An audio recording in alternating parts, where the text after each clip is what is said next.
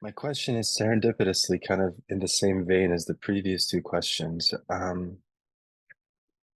kind of think of the pathless path or experience the pathless path. But then when it comes to healing, like healing of decades of trauma or healing of certain elements that are still gradual, it feels like that's the pathless path, or sorry, it feels like that's the progressive path to do healing work. That feels very progressive to me. Like I can look at things that I read, therapy sessions, embodied practices, playing music, etc., and it feels like there's a progression of healing that happens. And that progression seems to, in response, deepen abidance. It tends to make it more unconditional, or it removes certain conditions that would bring awareness to be infused with traumatic experiences or memories, and there's just more freedom, more ability to be. And I wanted to know, like, what is the perspective here of there being the pathless path, and yet healing takes place in sort of this progression. Yes, Hassan, this weekend we're exploring and focusing on the pathless path, and I do not mean to imply by this that the other two paths, the progressive path and the direct path, are not valid. They are valid. There's a place for them. I suggested to Rick a practice on the progressive path. I suggested to James a practice on the direct path. They've all got their place. They're all appropriate. There's, each of these pathways is appropriate for different people at certain stages of their life. And it's not that you start on the progressive path and then you move on to the direct path and then you move on to the progressive path. You may go back and forth between the two. You may start with a progressive path practice and then go on to the direct path, but you may return. As many of you know, I started on a progressive path with mantra meditation, and then I really went very intensely into self-enquiry. But I would sometimes go back to my mantra. And then as I found myself more and more on the pathless path, I would sometimes go back to self-enquiry, and sometimes I recommend self-enquiry. So I don't really mean to arrange these three paths in a hierarchy. Right. Although there is sometimes some kind of progression. It's true, there can be a progression from one to another. But I certainly don't mean to imply that one is better than the other. You should use, both with yourself and with anyone who may be coming to you for advice or help, whichever path is the appropriate path for that person at that moment. The next day, you might suggest a different path for them. So be fluid. That we should not be, those of us that are in the teaching or the healing or the therapeutic professions, or we should be very fluid, not rigid, not always answering the question, oh, just turn your attention within. There's nothing to do. Anything you do is a perpetuation of the separate self. Or there should be, in my opinion, there should be fluidity, flexibility, a spontaneous response to the moment, to the person you're talking with, and not a rigid, because we don't want to become non-dual fundamentalists. Fundamentalism is always an expression of the ego. And the ego can appropriate everything, anything, including the non-dual understanding, including the highest non-dual understanding, and use it to perpetuate itself. So we shouldn't be non-dual fundamentalists. Be fluid, be flexible, be intelligent. I'm not suggesting that you're not, Hassan. I know that you are. I'm just giving you permission with yourself and with anyone that comes to you to be intuitive, as to which pathway, which practice, which method, or the absence of a method is most appropriate. Yeah. And I really appreciate that.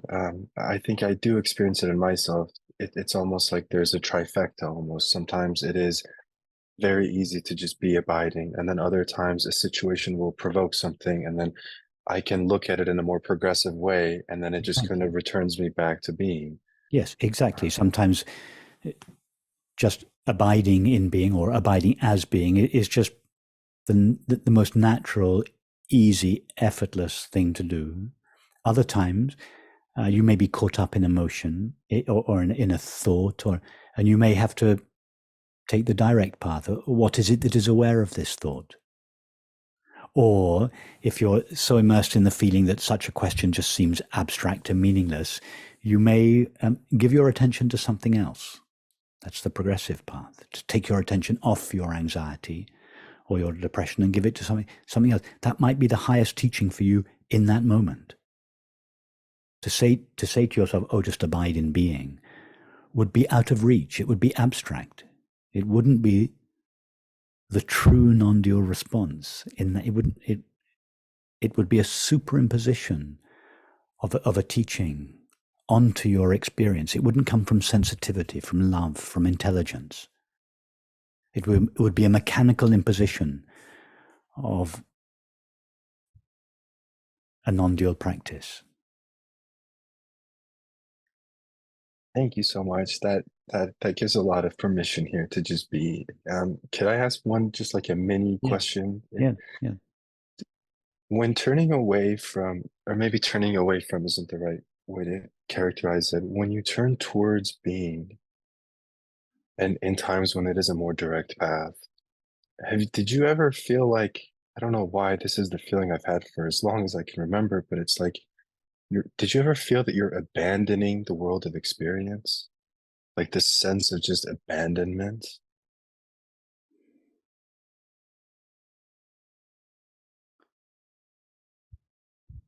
Do you mean just in the moment when you were practicing self-inquiry, or in general?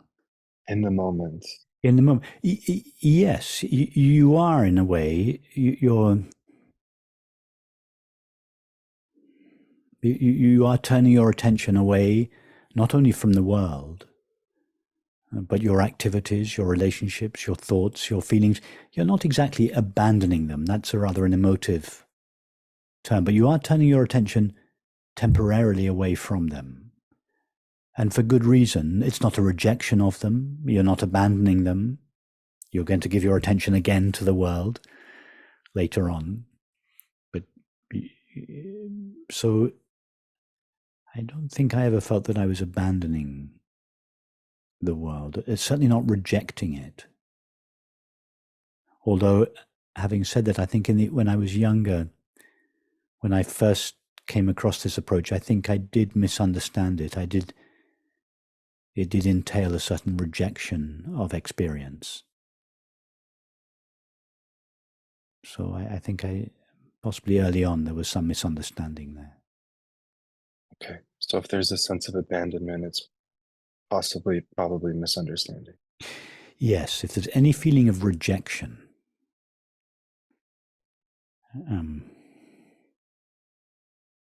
then that's a little red flag. It's not a rejection. It's just a turning away. You can turn away from something without rejecting it. Mm. You it's not, when you're investigating your true nature, it's not the time to be attending to your thoughts. There's nothing wrong with your thoughts. Your thoughts do require attention later on. For this 20 minutes when you're sitting down with your eyes closed, investigating your true nature, that is not the time to be attending to your thoughts. You turn away from your thoughts, but you're not rejecting them or abandoning them or judging them.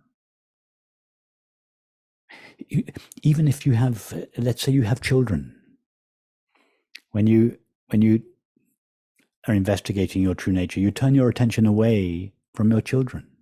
You're not giving your attention to your children. You're giving your attention to yourself. Of course, if one of them starts crying, you're going to be straight there. But in that moment, you're You're giving your attention to yourself, but you're not abandoning your children. You're just turning your attention temporarily away from them. You're not rejecting your children.